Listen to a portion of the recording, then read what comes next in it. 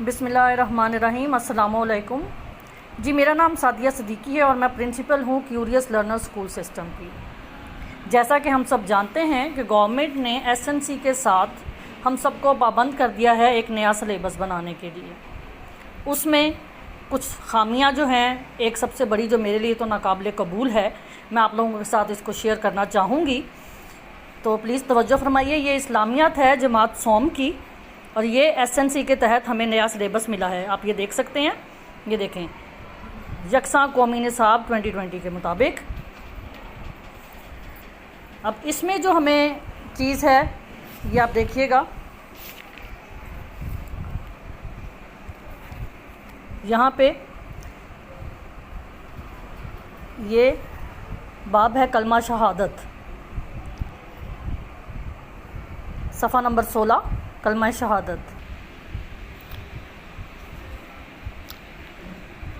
یہ جی صفحہ نمبر 16 پہ ہم آگے ہیں اور یہ ہے کلمہ شہادت۔ اب ذرا اس کلمے پہ ذرا توجہ فرمائیے۔ یہاں پہ جو کلمہ لکھا ہوا ہے، اشہدو ان لا الہ الا اللہ و اشہدو ان محمدن عبدہ و رسولہ، اور اس کی ٹرانسلیشن بھی کی گئی ہے، ترجمہ ہے کہ میں گواہی دیتا ہوں کہ اللہ کے سوا کوئی معبود نہیں، اور میں اس بات کی بھی گواہی دیتا ہوں کہ محمد اللہ کے بندے اور رسول ہیں۔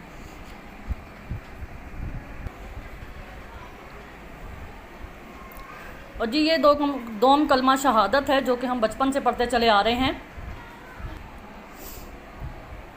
جی یہ وہ کلمہ ہے جو کہ ہم پڑھ رہے ہیں، اور یہ ہے، اب آپ دیکھیے گا کہ اشہدو ان لا الہ الا اللہ وحدہ لا شریک لہ، کہ وہ اکیلا ہے اور اس کا کوئی شریک نہیں۔